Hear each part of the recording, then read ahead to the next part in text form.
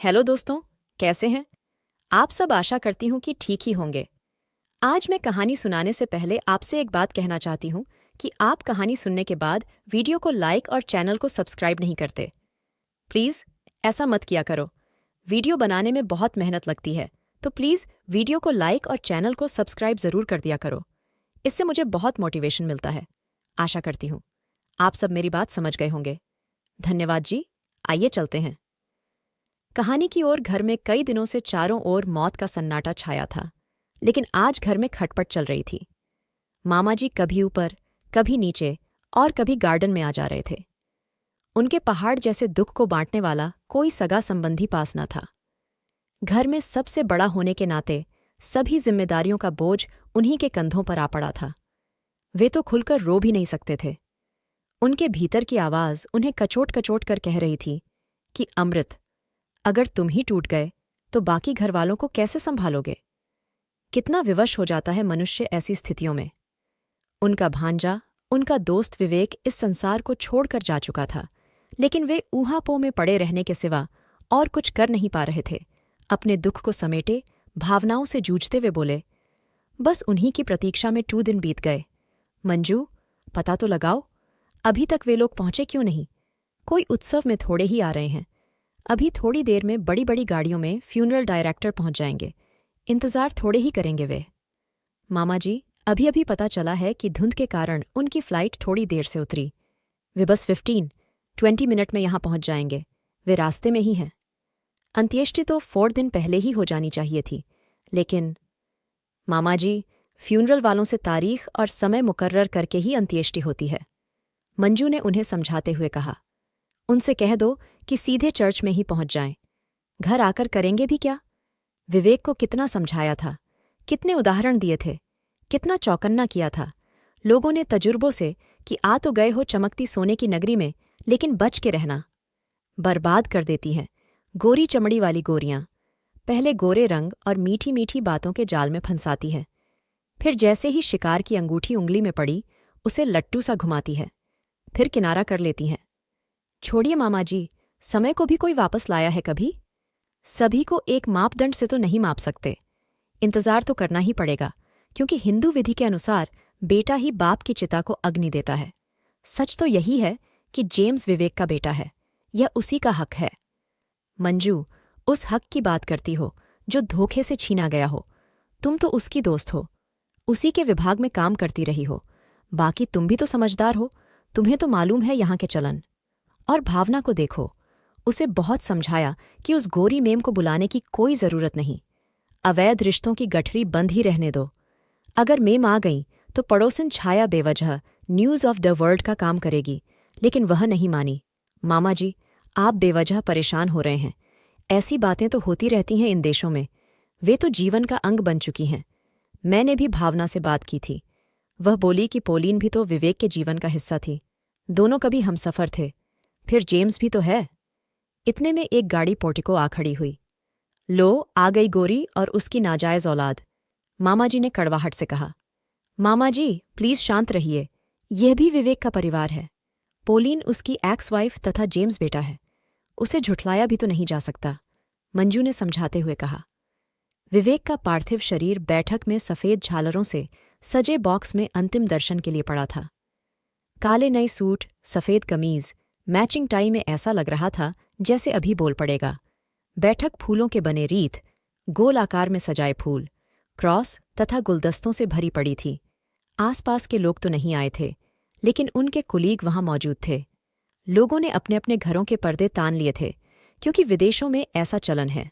Pauline और James के आते ही उन्हें विवेक के साथ कुछ क्षण के लिए अकेला छोड़ दिया गया। मामा जी ने बाकी लोगों को गाड़ियों में बैठने का आदेश दिया। हर्ष, शव वाहन के पीछे की गाड़ी में विवेक का परिवार बैठने वाला था, अन्य लोग बाकी गाड़ियों में। मंजू, किसी ने पुलिस को सूचना दी क्या? शव यात्रा रोप लेन से गुजरने वाली है। यूके में जहां से शव यात्रा निकलती है, वह सड़क कुछ समय के लिए बंद कर दी जाती है। कोई गाड़ी उसे ओवरटेक भी नहीं कर सकती, या फिर पुलिस साथ साथ चलती है, शव के सम्मान के लिए। यह काम तो चर्च के पादरी जी ने कर दिया है। और हर्थ में फूल कौन रखेगा? Funeral director. मंजू, औरतें और बच्चे तो घर पर ही रहेंगे ना? नहीं मामा जी, यह भारत नहीं है। यहाँ सभी जाते हैं। मैं जानता हूँ, लेकिन घर को खाली कैसे छोड़ दूँ? मैं जो हूँ, मामी जी ने कहा। तुम तो इस शहर को जानती तक नहीं। मैं मामी जी के साथ रहूंगी, पड़ोसिन छाया बोली। अब घर पर केवल छाया तथा मामी जी थीं। मामा जी तथा मंजू की बातें सुनने के बाद छाया की जिज्ञासा पर अंकुश लगाना कठिन था। छाया थोड़ी देर बाद भूमिका बांधते बोली, मामी जी, अच्छी हैं यह गोरी मेम। कितनी दूर से आई हैं बेटे को लेकर। आजकल तो अपने सगे संबंधी तक नहीं पहुंचते। लेकिन मामी जी, एक बात समझ में नहीं आ रही कि आप उसे कैसे जानती हैं। ऐसा तो नहीं लगता कि आप उससे पहली बार मिली हो। अब मामी जी का धैर्य जवाब दे गया। वे झुंझलाते हुए बोलीं, जानना चाहती हो तो सुनो। भावना से विवाह होने से पहले पोलीन ही हमारे घर की बहू थी। विवेक और भावना एक दूसरे को वर्षों से जानते थे। मुझे याद है कि विवेक भावना का हाथ पकड़कर उसे स्कूल लेकर जाता और उसे स्कूल से लेकर भी आता। वह भावना के बिना कहीं न जाता। यहाँ तक कि अगर विवेक को कोई टॉफ़ी खाने को देता तो विवेक उसे तब तक मुंह में न डालता जब तक वह भावना के साथ बांट न लेता। धीरे धीरे दोनों के बचपन की दोस्ती प्रेम में बदल गई। वह प्रेम बढ़ते बढ़ते इतना प्रगाढ़ हो गया कि पास पड़ोस महल्ले वालों ने भी इन दोनों को दो हंसों की जोड़ी का नाम दे दिया। उस प्रेम का रंग दिन ब दिन गहरा होता गया। विवेक एयरफोर्स में चला गया और भावना आगे की पढ़ाई करने में लग गई। लेकिन जैसे ही विवेक पायलट बना, उसकी माँ दहेज में कोठियों के ख्वाब देखने लगी, जो भावना के घर वालों की हैसियत से कहीं बाहर था।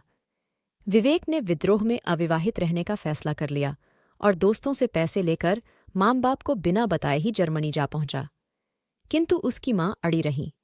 जिसने भी समझाने का प्रयत्न किया, उसने दुश्मनी मोल ली। तब तक तो दोनों बालिग हो चुके होंगे, उन्होंने भागकर शादी क्यों नहीं कर ली? छाया ने जिज्ञासा से पूछा। दोनों ही संस्कारी बच्चे थे। घर में बड़े बच्चे होने के नाते दोनों को अपनी जिम्मेदारियों का पूरा एहसास था। दोनों अपने इस बंधन को बदनाम होने नहीं देना चाहते थे। लेकिन वही हुआ जिसका सभी को डर था।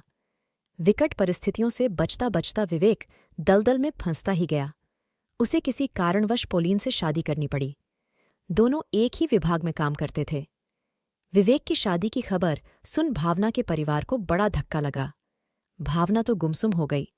भावना के घर वालों ने पहला रिश्ता आते ही बिना पूछताछ किए भावना को खूंटे से बांध दिया। 1 वर्ष बाद उसे एक बच्ची भी हो गई। लेकिन भावना तथा विवेक दोनों के ही विवाह संबंध कच्ची बुनियाद पर खड़े थे, इसलिए अधिक देर तक न टिक सके।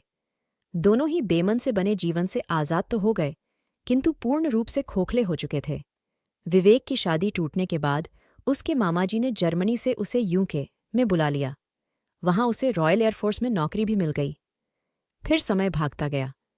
एक दिन अचानक एक संयोग ने एक बार फिर विवेक और भावना को एक दूसरे के सामने ला खड़ा किया। ऐसा हुआ तो दोनों के हृदय का वेग बांध तोड़कर उष्ण लावा सा बहने लगा। दोनों एक बार फिर सब कुछ भूलकर अपनत्व की मीठी फुहार से भीगने लगे। कुछ महीनों बाद दोनों विवाह के बंधन में बंध गए। लेकिन शादी के कुछ समय बाद विवेक प्लेन क्रैश में चल बसा। विवेक की मृत्यु की खबर सुनते ही हमारी आंखों के सामने अंधेरा छा गया। हम दोनों स्तब्ध थे कि उन दोनों का पुनर्मिलन कल ही की तो बात थी। इतने में फोन की घंटी बजी। फोन पर मामाजी थे। हेलो सुनो, हमें घर पहुंचते पहुंचते 1 बज जाएंगे, चाय तैयार रखना। सर्दियों का मौसम था। वे लोग लौट कर आए तो सब चुप बैठकर चाय पीने लगे। भावना स्तब्ध निर्जीव बर्फ की प्रतिमा सी एक तरफ बैठी सोच रही थी कि कितना भद्दा और कुरर मजाक किया है कुदरत ने उसके साथ। अभी तक उसकी आंखों से एक भी आंसू नहीं छलका था, मानो आंसू सूख ही गए हों। सभी को विवेक के चले जाने के गम के साथ साथ भावना की चिंता सताए जा रही थी। भावना, रोती क्यों नहीं तुम? अब वह लौटकर नहीं आएगा, मामी जी ने भावना को समझाते हुए कहा। अंधेरा बढ़ता जा रहा था। भावना गठरी सी बैठी टकटकी लगाए न जाने क्या सोच रही थी। उसकी दशा देख सभी चिंतित थे। 4 दिन से उसके गले में निवाला तक न उतरा था। मामी जी से उसकी यह दशा और देखी नहीं गई। उन्होंने भावना को झकझोरते जोर से उसे एक चांटा मारा और रोते रोते बोली, रोती क्यों नहीं? पगली, अब विवेक लौटकर नहीं आएगा। तुम्हें संभलना होगा अपने और बच्ची के लिए।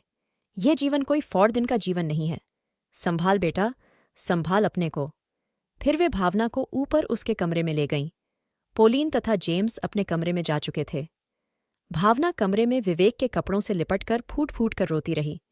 इतने में दरवाजे पर दस्तक हुई। मे आई कम इन? यस, आओ बैठो पोलीन, भावना ने इशारा करते हुए कहा। दोनों एक दूसरे से लिपटकर खूब रोई। दोनों का दुख साझा था। दोनों की चुभन एक सी थी। पोलीन ने भावना को संभालते तथा खुद को समेटते स्मृतियों का घड़ा उड़ेल दिया। वह एक लाल रंग की अंगूठी निकालकर बोली, मुझे पूरा यकीन है तुम इसे पहचानती होगी। भावना की आंखों से बहते आंसुओं ने बिना कुछ कहे सब कुछ कह डाला। वह मन ही मन सोचने लगी कि पोलीन, मैं इसे कैसे भूल सकती हूँ। इसे तो मैंने विवेक को जर्मनी जाते वक्त दिया था। यह तो मेरी सगाई की अंगूठी है। तुमने इसका कहाँ मान रखा? फिर धीरे धीरे पोलीन ने एक एक करके भावना के बुने सभी स्वेटर, कमीजें तथा दूसरे तोहफे उसके सामने रखे। स्वेटर तो सिकुड़कर छोटे हो गए थे। पोलीन ने बताया, भावना, विवेक तुमसे बहुत प्रेम करता था। तुम्हारी हर दी हुई चीज उसके लिए अनमोल थी। 2 ऑडियो टेप्स उसे जान से प्यारी थीं। उसके 2 गाने कभी कभी मेरे दिल में ख्याल आता है। और जब हम होंगे 60 साल के और तुम होगी की, बोलो प्रीत निभाओगी ना? तुम भी अपने बचपन की। वह बार बार सुनता था। ये दोनों गाने जेम्स ने भी गाने शुरू कर दिए थे। तुम्हारी दी हुई किसी भी चीज को दूर करने के नाम से वह तड़प उठता था। जब कभी वह उदास होता या हमारी तकरार हो जाती तो वह कमरे में जाकर और स्वेटरों को सीने से लगाकर उन्हें सहलाते सहलाते वहीं सो जाता था। कभी कभी तुम्हारे एहसास के लिए सिकुड़े स्वेटर को किसी तरह शरीर पर चढ़ा ही लेता था। घंटों इन चीजों से लिपटकर तुम्हारे गम में डूबा रहता था। जितना वह तुम्हारे गम में डूबता उतना मुझे अपराध बोध सताता। मुझे तुमसे जलन होती थी। मैं सोचती थी यह कैसा प्यार है? क्या कभी कोई इतना भी प्यार किसी से कर सकता है? मैंने विवेक को पा तो लिया था, लेकिन वह मेरा कभी न बन सका। जब उसने तुमसे विवाह किया, मैं अपने लिए दुखी कम, तुम्हारे लिए अधिक प्रसन्न थी। मैं जानती थी कि विवेक अब वहीं है जहां उसे होना चाहिए था। मैं भी उसे खुश देखना चाहती थी। तुम दोनों बने ही एक दूसरे के लिए ही थे। मुझे खुशी है कि मरने से पहले विवेक ने कुछ समय तुम्हारे साथ तो बिताया। मुझे अब कुछ नहीं चाहिए। उसने मुझे बहुत कुछ दिया है। तुम जब चाहोगी मैं जेम्स को तुम्हारे पास भेज दूंगी। जेम्स बिल्कुल विवेक की फोटोकॉपी है। वैसा ही चेहरा, वैसी ही हंसी। फिर पोलीन और भावना दोनों आंखें बंद किए, एक दूसरे के गले में बाहें डाले, अपना अपना दुख समेटे। अतीत की स्मृतियों के वे अमूल्य क्षण बीन बीन कर अपनी पलकों पर सजाने लगीं। दोनों का एक ही दुख था। पोलीन बार बार यही दोहरा रही थी, I am sorry Bhavna, forgive me please.